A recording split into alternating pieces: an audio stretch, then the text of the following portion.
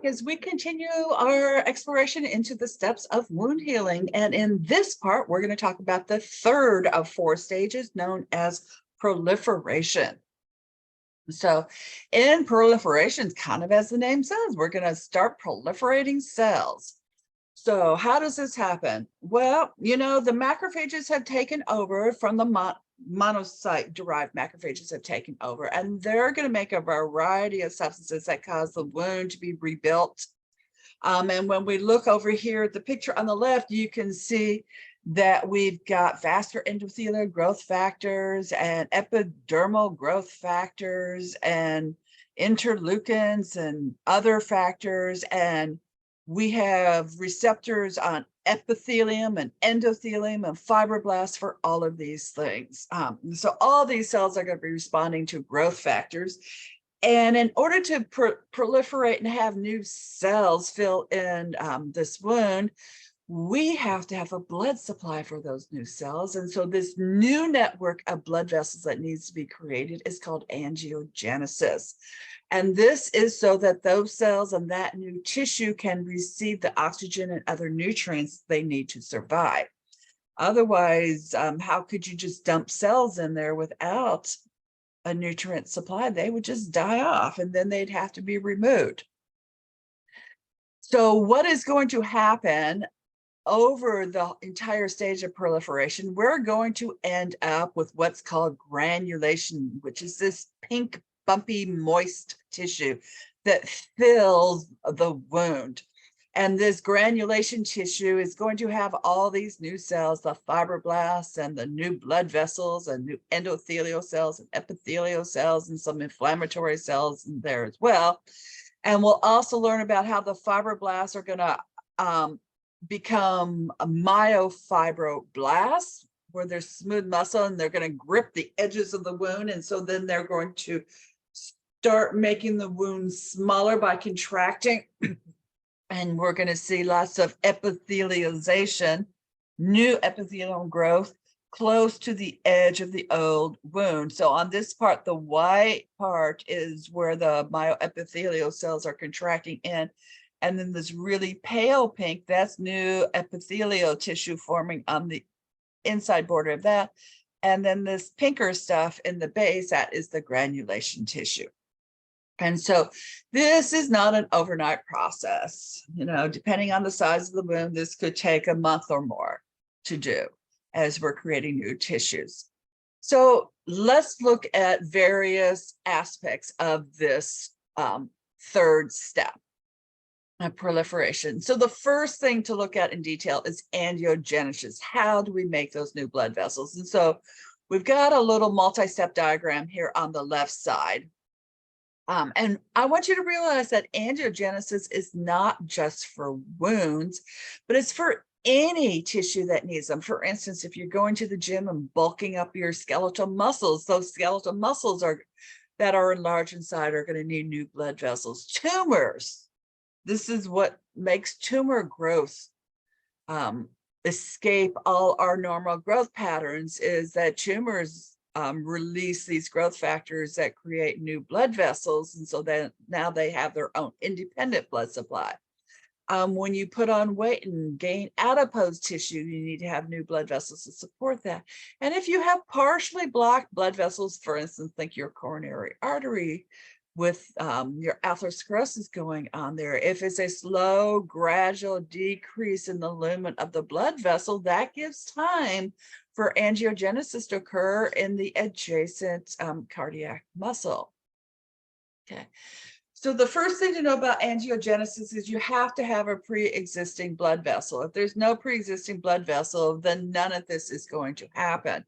And so typically this is showing 2 pre-existing blood vessels in this diagram, although in wound healing, we're only going to be talking about it happening on one, and I'll show you that shortly. And so now it's receiving the signal of the vascular endothelial growth factor. And what that does is it causes it to form what are called these little tip cells, which kind of basically say to the blood vessels, make a little thing come out the side. And so we get this little tiny vessel outgrowth, first as a stalk, and then it can be longer. In this case, what it's showing is two adjacent blood vessels, both of them having stalk and tip development to the point where they are going to join together and form an anastomosis, thereby stabilizing both of those previous blood vessels. So we can have basically this tip and stalk development happen randomly, and then over time do the maturation and stabilization by creating those anastomoses. So looking at a typical wound where you have damaged blood vessels with the platelet plug and everything going on there, you can see on those endothelial cells, they have receptors for the vascular endothelial growth factor. And basically, where those receptors bind, we are going to have little tip cells and stalks being developed. And so just to refresh your memory, that cytokine can come from adipose tissue, can come from macrophages, it can come from fibroblasts. There's a lot of different cells that will, and epithelium as well, a lot of cells that release that growth factor. Okay, and so now we're going to have these new blood vessels which are extending. They're microcapillaries at this point, but over time they will enlarge and they are extending from pre-existing blood vessels. So not only does cell damage releasing the vascular endothelial growth factor stimulate this, but just the fact that there is a low oxygen tension in tissues is enough to stimulate their growth. Okay. In a wound that's healing, this process to create new blood vessels at the site of a wound is going to take a month or up to 6 months in time.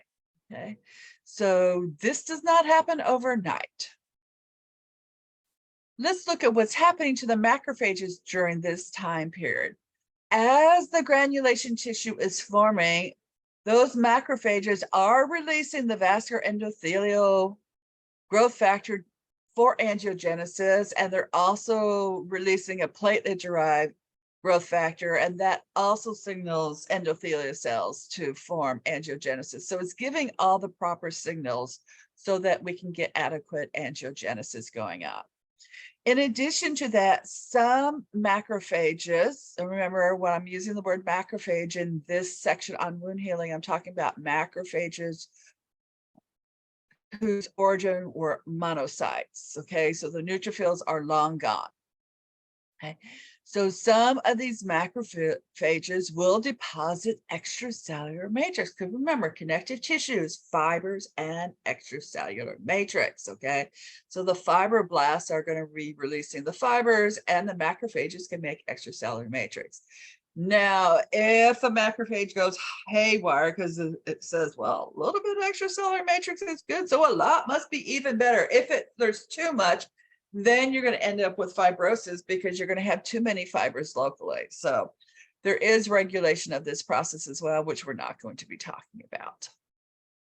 So looking at granulation tissue, this upper picture is a picture of beautiful granulation tissue. You can see it's pink, it's very bumpy, uneven in tissue, it's not bleeding spontaneously. And you can see there's a little bit of redness around the surface, meaning that there's great blood supply to it. This is not infected. This is very healthy looking. This is like the ideal, what you would like to see. And over time, it will progress to the bottom of tissue where you can see there has been some constriction of the wound. You can see the bright pink, new thin layer of epithelium, and you only have a small area of granulation tissue in the middle. Okay, now this process, as we're going to learn shortly, happens faster when the wound is kept moist as opposed to dry. So there, you do have to worry about basically tissue humidity factors. And depending on blood flow, nutrition status, and humidity levels to the wound, this process of epithelialization can happen as quickly as in a month's time, or could take an entire year to occur. So this is great granulation tissue. What does bad granulation tissue look like? Well, it's like this wound where you can see the healthier pink granulation tissue, and then you have areas of this dark red tissue. And so dark red granulation tissue is not good. And you might think, oh, it's dark red, it has more blood in it. Well, okay, so if it has blood in it, that means you've got blood clots in it. That means the cells can't get to where they need to go, because you still are going to be having an inflammatory reaction going on, because you are going to have to do proteases and phagocytosis to get rid of this stuff. This is going to bleed very easily. And so now you're on this little wheel of, you are stuck in the inflammation process at the same time you're trying to do granulation tissue. It also happens if you have poor perfusion. Notice this wound doesn't have any pinkness surrounding it. So the blood supply to this wound is not as good. And with that, we're done with the third stage, and I will see you shortly when we get to our fourth and final stage of wound healing. Hope you're enjoying this topic.